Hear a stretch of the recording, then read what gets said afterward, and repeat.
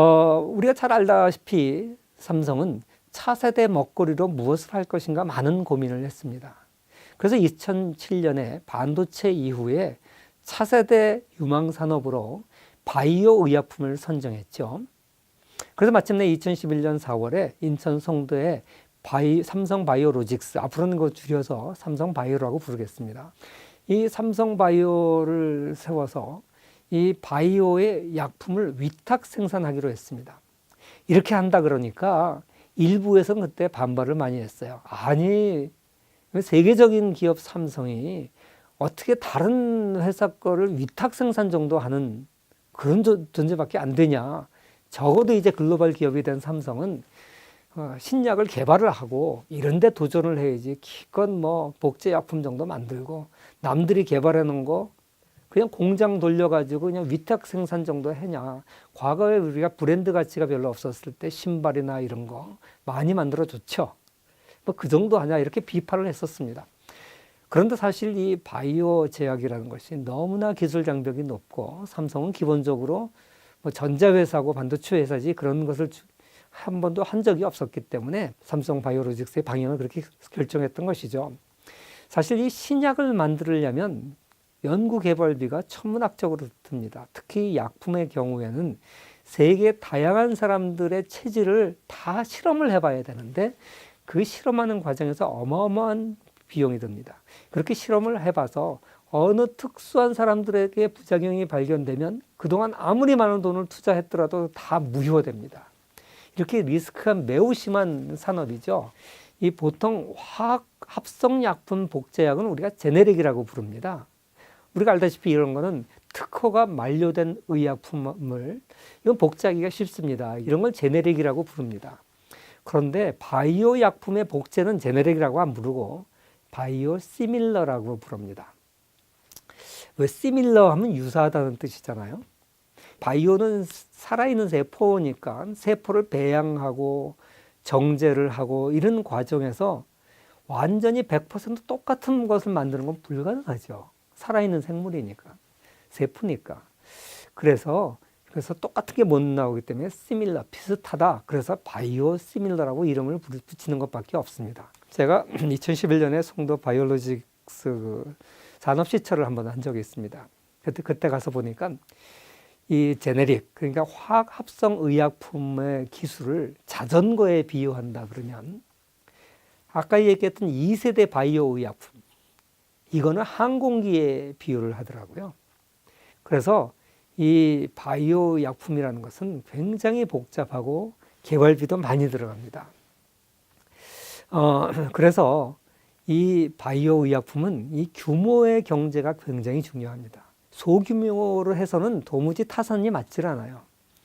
그래서 로슈라든지 뭐 세계 유수의 최대 제약 회사들이 전부 이 바이오 시밀러 산업에 도전하고 있죠. 그래서 한국도 이제 드디어 삼성이 이제 송도에 삼성 바이오 공장을 만들었습니다. 지금 1공장, 2공장을 하고 이제 3공장도 2018년에 완공이 됐는데요. 이 3공장이 완공되면서 전 세계 바이오 약품 생산량의 12%를 차지하는 세계 1위의 생산 능력을 보유하게 됐습니다. 여기에는 또 일자리도 연구 개발이 차지하는 비중이 아주 큽니다. 2017년의 경우에 전체 임직원이 3,000명으로 늘어났는데 그 연구 개발이 차지하는 비중이 36%입니다. 굉장히 고부가가치 영역에 일자리가 많이 생겨난 거죠. 그래서 2011년에 110명에 불과했는데 불과 6년 만에 3,000명이 넘어서 그렇게 30배의 고용 창출하는 엄청난 기업으로 발전을 시켰습니다. 이것 자체만도 대단한 것입니다만은 더 부가가치를 높이려면 개발을 해야 됩니다. 그래서 삼성도 자체적으로 개발회사를 만들려고 했고 그것이 바로 삼성 바이오 에피스입니다. 그러니까 삼성 바이오로직스는 대량 생산하는 회사라고 보시면 되고 에피스는 연구 개발 회사다 이렇게 생각하면 되는데 이 연구 개발 회사를 하기에는 아직 삼성 바이오가 기술력이 충분하지 않습니다. 그래서 이 기술을 가진 기업들하고 파트너를 해야 되는데 사실 세계의 기술을 가진 기업들이 이 바이오 산업에 이제 신참인 삼성 바이오하고 파트너가 되려고 하지 않지요. 그러던 중에 바이오젠이라는 회사를 이제 합작 파트너로 이제 선정을 하게 됩니다. 그래서 이 바이오젠이라는 회사는 어떤 회사냐면 1978년에 노벨상 수상자 두 사람이 설립한 미국계 바이오 제약 기업입니다. 주로 이 척수성 근위축증 치료제 허가를 받기도 했었고요. 이 세계 최고의 신경과 전문의 과학자들을 보유하고 있는 회사입니다. 알츠하이머라든지 뇌졸중이라든지 파킨슨병이라든지 이런 치료제를 개발하기 위한 회사인데요. 삼성이 50대 50으로 합작을 하자고 제안을 했습니다. 그런데 바이오젠 입장에서는 그래도 뭐 투자하려면 한 최소한 1,000억 정도는 투자를 해야 되는데 이 연구개발 회사 입장에서는 뭐 잘 알지도 못하는 삼성 바이오, 경험도 없고 실적이 없는 회사한테 그렇게 큰 돈을 투자하기는 어려웠겠죠. 그래서 삼성이 제안한 50대 50 동등한 합작 제안을 거부하고 15%의 지분만을 참여하겠다 그럽니다. 그리고 나중에 삼성 에피스가 잘 개발을 하면 그때 가서 50%를 보유할 수 있는 콜 옵션을 추가로 사겠다 그럽니다. 쉽게 얘기해서 콜옵션이라는 건 이럽니다. 이 콜옵션이라는 옵션이라는 것은 선택이 아닙니까? 영어로 그대로 번역하면 선택이죠.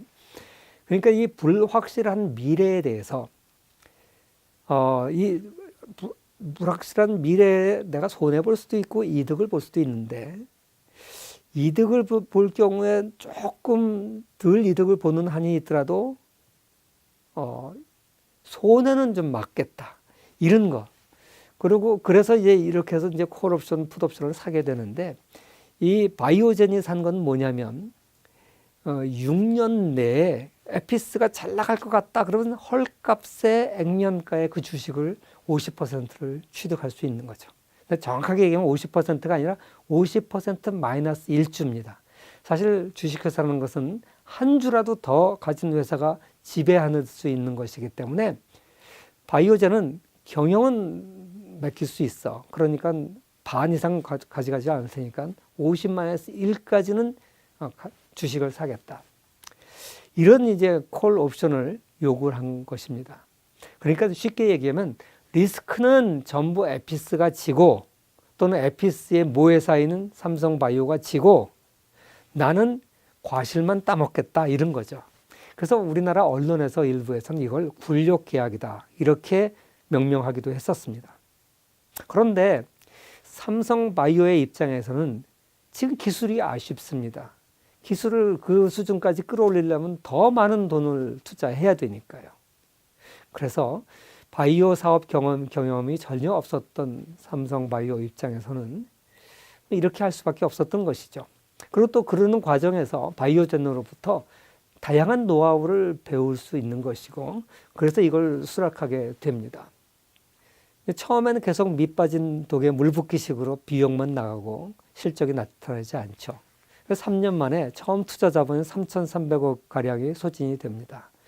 그러니까 계속 이제 투자를 해야 되는데 이때 바이오젠은 더 이상 투자를 하지 않습니다. 그래서 삼성바이오만 계속 투자를 하고 그래서 삼성바이오의 지분이 에피스에 대한 지분이 91.2%까지 높아졌습니다. 문제는 이제 이 바이오젠이 그러니까 에피스가 신약을 개발해서 이제 미래가 이제 장밋빛 미래가 이제 보이기 시작한 겁니다. 그러니까 바이오젠이 가만히 보니까 이제 내가 옵션을 행사해야 되겠구나. 그래서 여기에 대해서 좀 자세하게 설명을 하겠습니다. 먼저 이 에피스가 어떻게 성공을 했느냐. 에피스가 바이오시밀러 복제품 약을 여러 개를 개발했는데 그 중에 2개 제품이 성공을 해서 한국과 유럽에서 세계 1위 및 2위로 판매 승인을 받았습니다. 베네팔리라는 약품과 플릭삽이라는 약품입니다.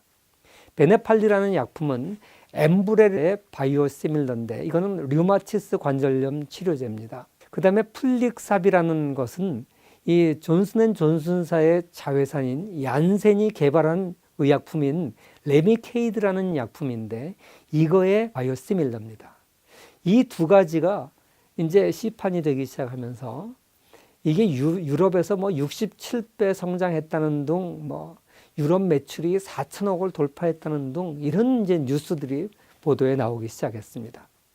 자, 이렇게 이제 신약들이 마침내 성공하기 시작하니까 어떻겠습니까? 아까도 말씀드렸습니다만 콜 옵션은 2012년 2월 28일에 설립을 해서 그로부터 만 6년째 되는 시점, 그러면 2018년 6월 30일이 바이오젠이 콜 옵션을 행사할 수 있는 마지막 날입니다. 근데 그것보다 하루 전인 29일에 콜 옵션을 행사하게 됩니다. 물론 그 전에 콜 옵션 행사할 의사가 있다라고 레터를 보냈죠. 그리고 나서 이 콜 옵션 행사하고 사는데 시간이 걸리니까 마침내 11월 7일에 자산 양수도가 완료가 됩니다. 그래서 삼성바이오에 759억 원을 지급하고 주식을 922만 주를 인수하게 됩니다. 이걸 인해서 바이오젠은 약 2조 원 이상 되는 이득을 남기게 되죠. 그러니까 이 에피스가 약 개발을 잘해서 그 주식을 가지고 있었던 삼성바이오와 바이오젠이 이득을 본 겁니다. 만약에 이런 일을 일반 기업들이 했더라면 아마 대통령 표창도 받고 사회로부터 큰 열광과 칭찬을 들었을 겁니다. 그런데 지금 한국 사회는 이렇게 성공적인 기업, 또 우리나라가 차세대 먹거리로 유망하다고 하는 기업에서 엄청난 성공을 거두었음에도 불구하고 마치 밀국에서 있었던 엘론사 분식회계와 같은 눈으로 분식이라는 단어를 써가면서 의심의 눈초리를 지금 보내고 있는 겁니다. 삼성의 입장에서 볼 땐 너무나 억울한 일이라고 생각을 합니다. 아무튼 이로 인해서 이제 삼성바이오와 바이오젠은 SP의 이사회 구성의 동수선임권을 가지고 3대3이 됐습니다. 6명의 이사가 있는데 3대3이 됐고요.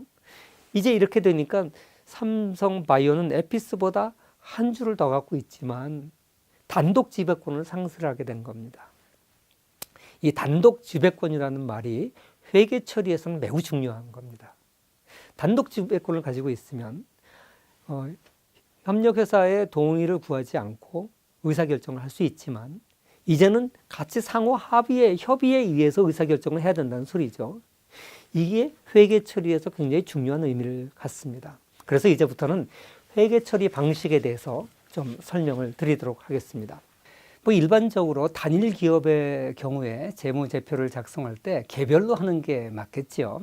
그런데 요즘은 여러 회사들이 이제 지분 투자를 합니다. 뭐 자회사를 설립하기도 하고요.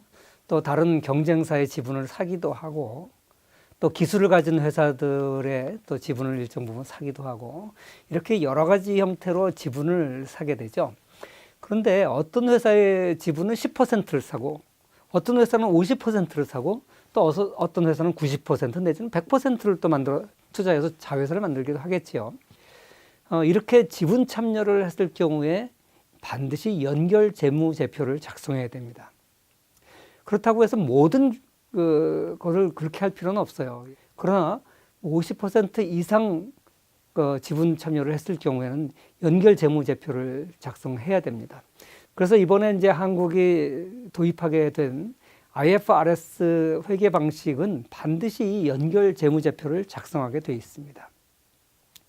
자, 우리가 아까 10% 또는 50%, 100% 이렇게 다양하다 그랬는데 이렇게 조금 지분을 샀을 경우에는 그 회사에 어떤 지배력을 행사할 수 없어요.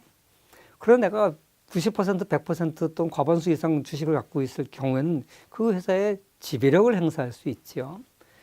그러다 보니까 이걸 주주들한테 알릴 필요가 있습니다. 예를 들어서 어떤 사람이 A라는 모 회사의 주식을 가지고 있는데 그 회사가 이 B라는 자회사를 살리기 위해서 A라는 회사가 손해를 보면서 B 회사에 투자를 할 수도 있겠죠. 그러면 A 회사 주식을 갖고 있는 회사는 주주 입장에서 손해예요. 그러니까 이 연결 재무제표를 봐서 이 B라는 자회사의 재무 상태까지를 보고 싶어 하겠죠. 반대로 또 B라는 그 자회사가 잘 돼서 A라는 모회사가 이득을 볼 수 있어요. 반드시 손해만 보는 게 아니라 이렇게 이득도 보는 수가 있고요.